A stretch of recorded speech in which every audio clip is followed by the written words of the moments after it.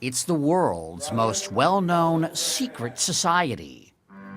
Rich with symbols and ritual, it's a source of legends, parodies. Who controls the British crown? Who keeps the metric system down? We do. We do. And conspiracy theories. Because so much organized crime uses the Masonic secret system and the good old boy network to be able to get away with murder. And I mean murder. Welcome to the world of Freemasonry. True or false, the Masons are a secret society? No, that's false.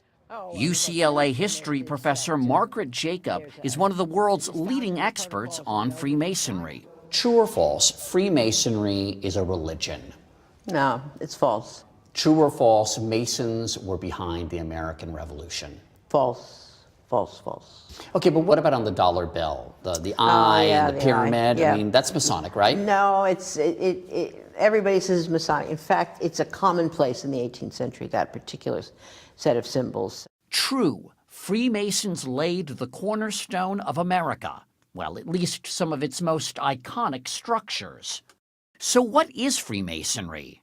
Simply put, it's the world's oldest and largest fraternity. Its membership a who's who of world history. George Washington, Benjamin Franklin, Winston Churchill, Mozart, Davy Crockett, Franklin Roosevelt, Harry Houdini, Gerald Ford, Henry Ford, John Wayne, even Colonel Sanders. If you want to be a Mason, you can petition a local lodge for membership. You'll need to demonstrate good character and belief in some sort of supreme being. Oh, and in almost all lodges, it's men only.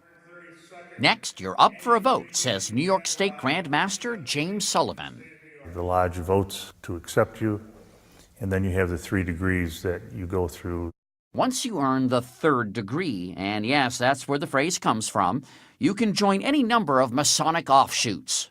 Take Brent Morris. He's a 33rd degree Mason and a historian at the House of the Temple for the Supreme Council of the Scottish Rite of the Southern Jurisdiction. You know, it's that big building in Washington, D.C. This isn't like the Masonic Vatican, but it's an important building. It's an important building. Absolutely right. It's one branch of Freemasonry in the United States, and that's our headquarters building. Inside, the Temple Lodge room is a stunner. And downstairs, there's this. This is the flag that Buzz Aldrin took to the moon with him. This flag, Supreme Council 33 Southern Jurisdiction, went to the moon. Wow. Now, if tiny hats and small cars are your thing, then there are the party animals of Freemasonry, the Shriners. You may know them better for their 22 children's hospitals, where patients don't have to pay a cent. The Masons are philanthropic. They reportedly donate $2 million to charity every day. Freemasonry began in medieval Europe as a guild for stonemasons, but lived on as a social organization. 1717, the first Grand Lodge is created in London. And now there are many men in these lodges that are not associated with the trade organization. They're gentlemen masons. They're not stonecutters. They're not stonecutters. And so something has happened. A modern fraternity has been created. It wasn't long afterward that the conspiracy theories began. All these men with different neighborhoods, different professions, meeting in the cafe, breaking bread together, doing rituals. What could this be? So the response on the part of the authorities was, oh my God, this is a conspiracy. And so in 1738, Pope Clement XII issued the Catholic Church's first decree against Freemasonry, and it still applies today. In the U.S., Freemasonry flourished until its secrecy made it the object of suspicion here, spawning America's first third party, the Anti-Masonic Party. It elected 8 congressmen, but lost the 1828 presidential election to Andrew Jackson, a proud Mason. Let us pray. Today, Freemasonry has about 1.3 million members in the U.S., down from 4 million in 1959. Tell God, Heavenly Father, the supreme architect of the universe. Among the members today, African Americans, formerly relegated to a separate black-only branch of Freemasonry. And then there are members like those in Colonial Lodge number 1821 of Washington, D.C. Most of them are in their 20s, and some attracted to Freemasonry by Dan Brown novels and movies like National Treasure. They formed a new brotherhood called the Freemasons in honor of the builders of the Great Temple. Who here was sort of drawn by the mystery?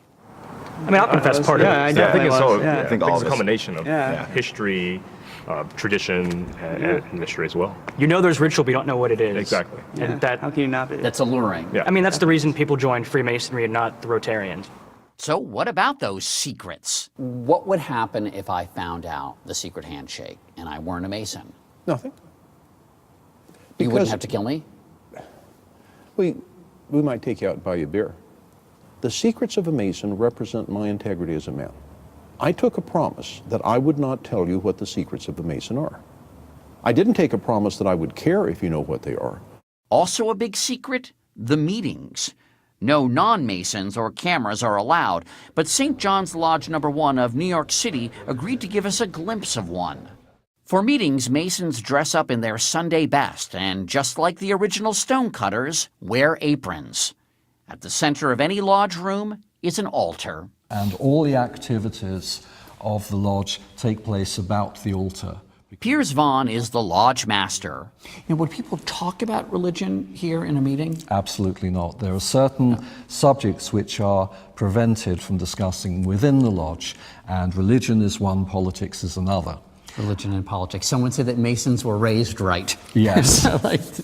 And then there are the ceremonies. Each one teaches a moral lesson related to the legend of one Hiram Abiff, the architect of King Solomon's temple. They can be a little unusual, as pointed out in this recruitment video. Even while blindfolded, try to concentrate on what you are asked, what is said to you, and what is happening around you. Everything will be explained to you in later sections of the degree. When a candidate comes in through the door, he's blindfolded because symbolically he is in a state of darkness, because Masonry is all about moving from darkness into Masonic light. That it's about being unenlightened and then enlightened? That's right. As for what happens after that, well, that's a secret. But for members, Freemasonry is about something much simpler. I have met a group of men that I enjoy being with. These are people that I go out to dinner with, we socialize together. They're guys I like to hang with. They're my friends.